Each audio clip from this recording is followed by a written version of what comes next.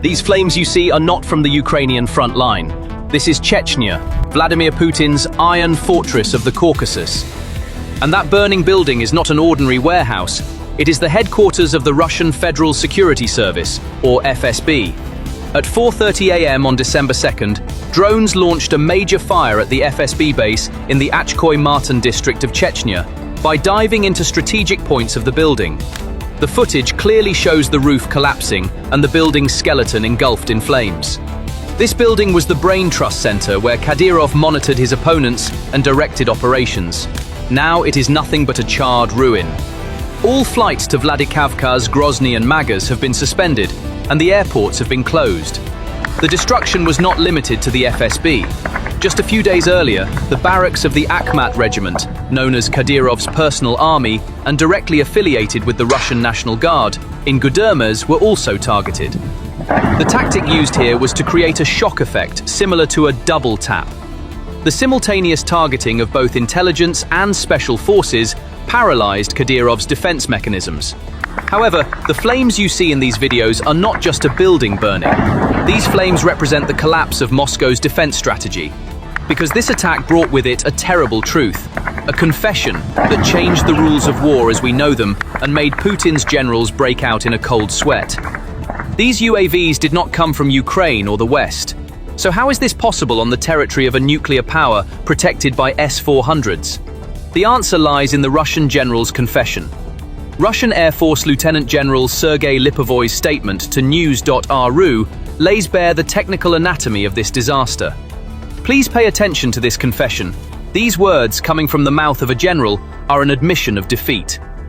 The problem is that our air defense systems are generally directed towards the west, but in this case, the unmanned aerial vehicles came from the east, and this is the element of surprise that the Ukrainian armed forces relied on. So what does this mean? Russia's entire radar network, its entire missile shield, is focused on the Ukrainian border and NATO countries. Russian doctrine was based on the assumption that the threat would only come from the front line. This was fatal arrogance. Ukrainian intelligence, or elements collaborating with them, identified this blind spot. Lipovoy further specified the drone's route, implying that these vehicles came via Kazakhstan or the Caspian Sea. Both Chechnya and Dagestan are close to Kazakhstan. The drones could have been launched from vehicles carrying them.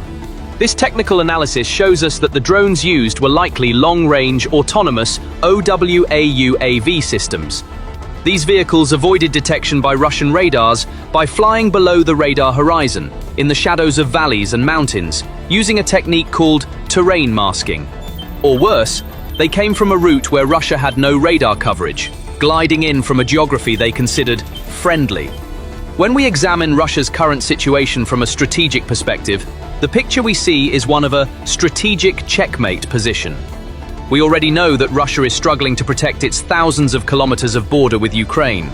Now, they must add to this equation the massive 7,644-kilometer border with Kazakhstan and the shores of the Caspian Sea.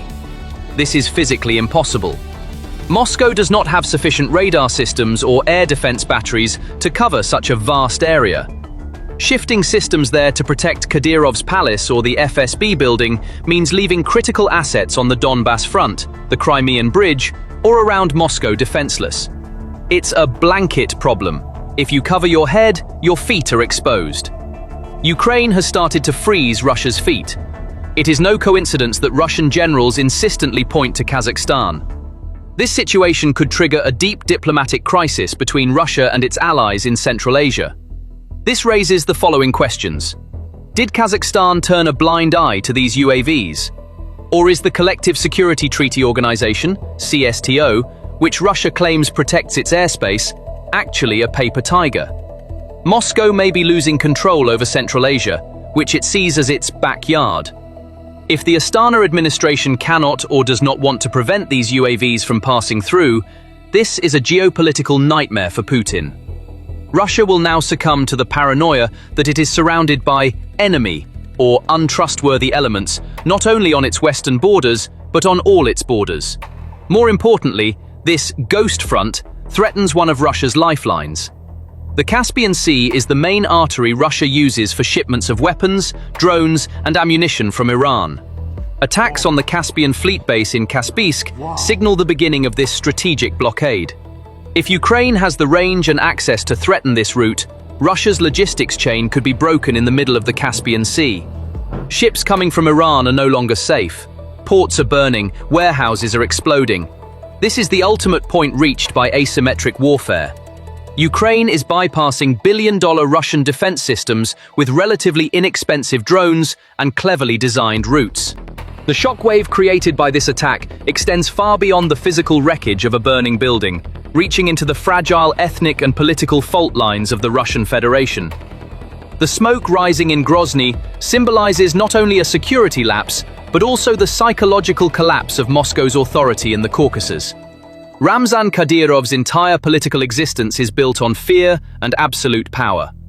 Not even a leaf could stir in Chechnya without his knowledge. However, the events of the past month have shattered this illusion of control. This is not the first attack on Kadyrov's home. It is the most destructive link in a series. How can a leader who cannot protect his own intelligence building protect his people? If Kadyrov can be targeted in the heart of Grozny, in the area considered the most secure, then no Russian collaborator in the Caucasus is safe. This situation gives the underground opposition within Chechnya, such as the Sheikh Mansour and Dudayev battalions fighting in the Ukrainian ranks, a tremendous moral advantage and propaganda material.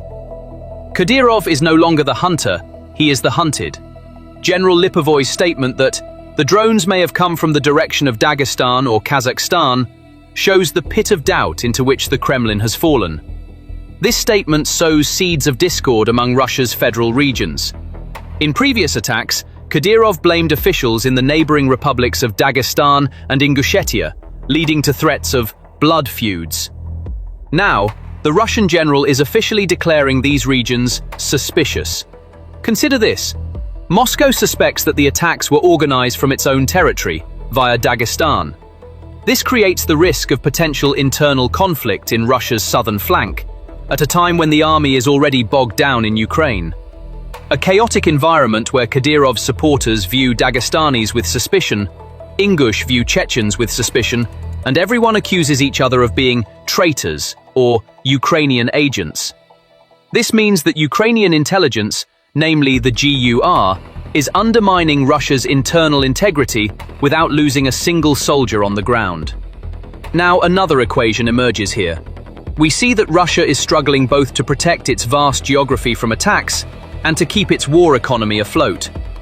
This situation triggers a deadly fault line between Kadyrov and the Kremlin. Putin has so far been able to keep the autonomous republics under control, with the economic power and authority of the Russian Federation. But in the Kremlin's war economy, every ruble now counts twice. As defense and security expenditures balloon, the tug of war over the soft lines of the central budget intensifies. This situation creates a major dilemma, especially in war-torn regions like Chechnya. Kadyrov's authority in the region stemmed not from absolute loyalty and devotion, but from the power of money itself. Now, Russia's economic power is weaker than ever. On the one hand, there are Ukrainian attacks on Russia's economic arteries, refineries and oil pipelines. On the other, there are Western sanctions and heavy losses on the front lines. This burden is being placed directly on the economies of the autonomous regions or directly on the workforce. In Kadyrov's Chechnya, in particular, political stability has been sustained for years by a budget rhythm. Now, transfers, subsidies, and project payments to Grozny are decreasing. Even in 2023 and 2024, Kadyrov had disagreements with the Kremlin, Russian generals, and even the FSB. Add to this the economic downturn. Now, Kadyrov's loyalty to the Kremlin is heading toward a dangerous curve. This is a risky gamble for Putin. In 2025, Russia's military spending will reach record levels. Approximately 7% of GDP is allocated to defense and security. This burden is straining the central treasury. At the same time, sanctions, insurance freight and financing premiums are disrupting energy cash flows. As a result, the center is inclined to distribute the ruble in a more conditional and targeted manner. In this situation, regions that are exceptionally dependent on federal transfers are the first to feel the tremors. Chechnya is in the midst of just such a tremor. So, what happens if Grozny's funding is cut?